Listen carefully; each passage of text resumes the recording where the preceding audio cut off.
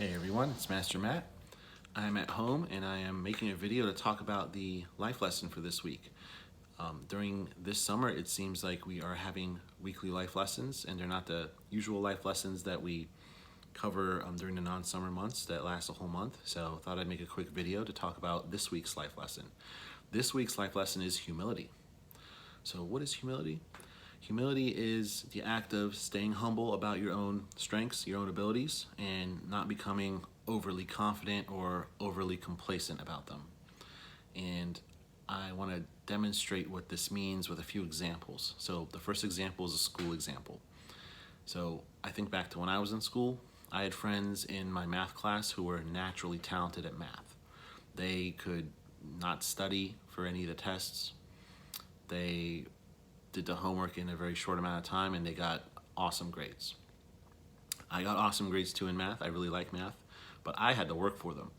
I had probably some talent at math, but I always felt like I had to put in hard work to get the same results as they did.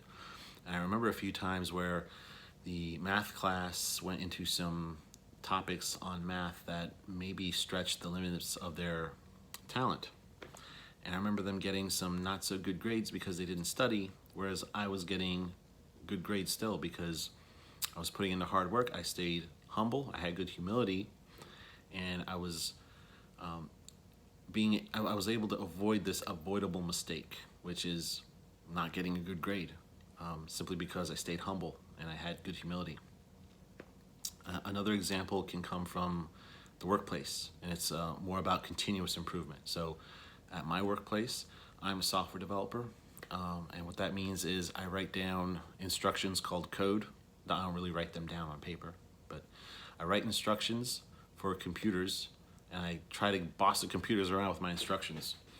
And sometimes it's not so easy to do. It requires a very high level of attention to detail and considering all the possible things that could go wrong, because you're telling a robot essentially what to do, and they don't have any sense at all. They'll do exactly what you tell them, even if you tell them the wrong thing. So in my line of work, peer review is huge because it's very difficult to get that right. So we're always staying humble. We're having good humility because there's always something that could be better about your code. There's always some part of your knowledge that has a gap, especially in my line of work. The amount of knowledge is just, it's an insane amount of knowledge, and it grows so rapidly that you need peer review to help you stay up on some of this stuff. I guess the other way it can help you is to avoid an avoidable mistake. And in software development, that could be something that costs your company a lot of money, or God forbid, a lot of lives.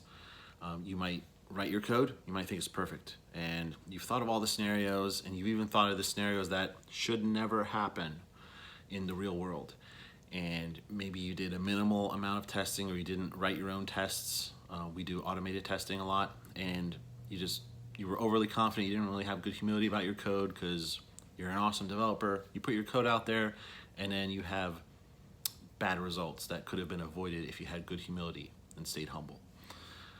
The last example would be from karate class. We should talk about that because we're talking about that in the context of karate class. So we do sparring, right? Sometimes you have a very high rank, maybe a first degree, second degree black belt paired up with a lower rank, and we're sparring. And it would be very unwise for the higher rank to take a look at the rank of their partner and think, yeah, I've been doing karate for so much longer than this person. I'm so much better at karate. I don't need to take this seriously. I can basically go on cruise control, so to speak, during this sparring match, and I'll be fine.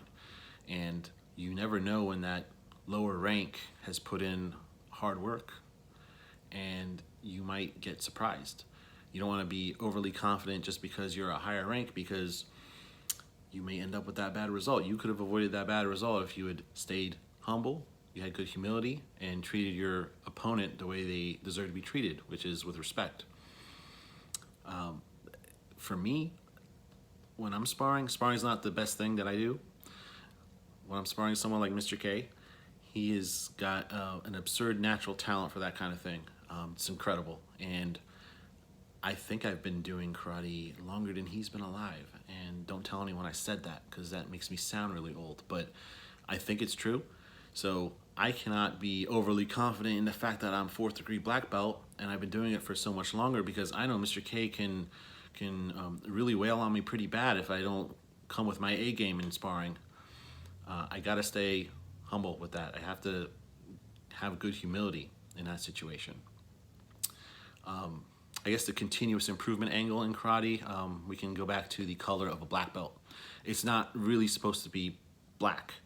The color black is a color that you can't really change. You can't add more to it.